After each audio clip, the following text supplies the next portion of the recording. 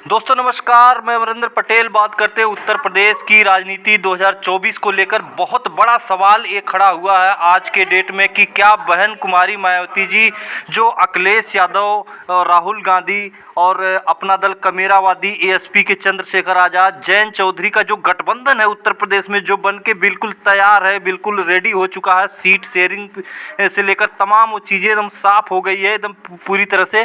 तो अब सवाल ये बना कि क्या बहन कुमारी मायावती जी इस गठबंधन में आएंगी, अगर आएंगी तो कब आएंगी, उनका क्या रुख होगा, इसी बात को लेकर लगातार चर्चा का बाजार बिल्कुल राजनीति गर्म है। लेकिन बताते चले कि उत्तर प्रदेश की राजनीति में सबसे बड़ा सवाल ये बना हुआ कि क्या बहन कुमारी मायावती जी आएंगी, अगर नहीं आती हैं तो क्या होगा, आने से क्या होगा। सबसे बड़ा सवाल ये है कि आने से सबसे पहली बात है कि अगर बहन कुमारी मायावती जी इस गठबंधन में शामिल होती हैं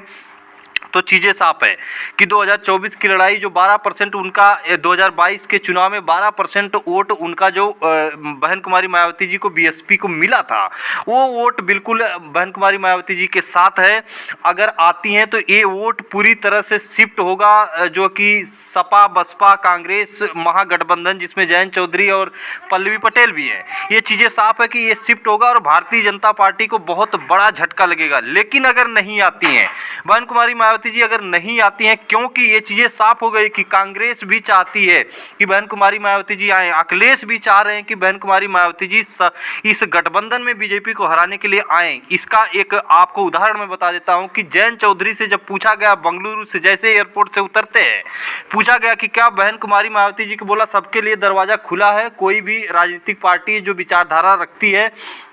जो हमारी विचारधारा से लगाव जिसका है वो आ सकता है, दरवाज़ा खुला है। ऐसा नहीं है कि जो बेंगलुरु में आ गए वही रहेंगे और कोई नहीं आ सकता, दरवाज़ा बिल्कुल खुला है। अखिलेश यादव, जयंत चौधरी जो कि कांग्रेस भी चाह रही है कि बहन जी आएँ,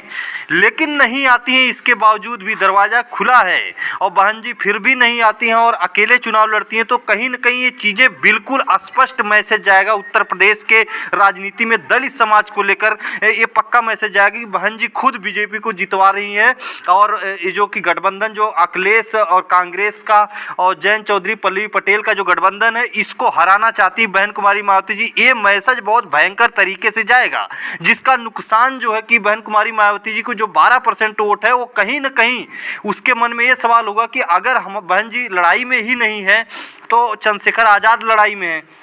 चंद्रशेखर आज़ाद लड़ाई में इसलिए है क्योंकि अखिलेश यादव, जयंत चौधरी, चंद्रशेखर आज़ाद, कांग्रेस, पल्लवी पटेल का गठबंधन है। ये गठबंधन बीजेपी से पूरी तरह से करारी रूप से लड़ रहा है। तो दलित समाज जो 12% है जो बहन जी के पास गया था, वो कहीं ना कहीं इस तरह की खबरें हैं कि वो ट्रांसफर होकर चंद्रशेखर आज़ाद की तरफ जा सकता है और बहन जी की राजनीति फिर हाशिए पे 2022 से भी ज़्यादा हाशिए पे आ सकती है। इस तरह की पूरी तरह से चर्चा है और सभी समाज जो है, दलित समाज खुद चाह रहा है कि बहन जी इस गठबंधन में आए।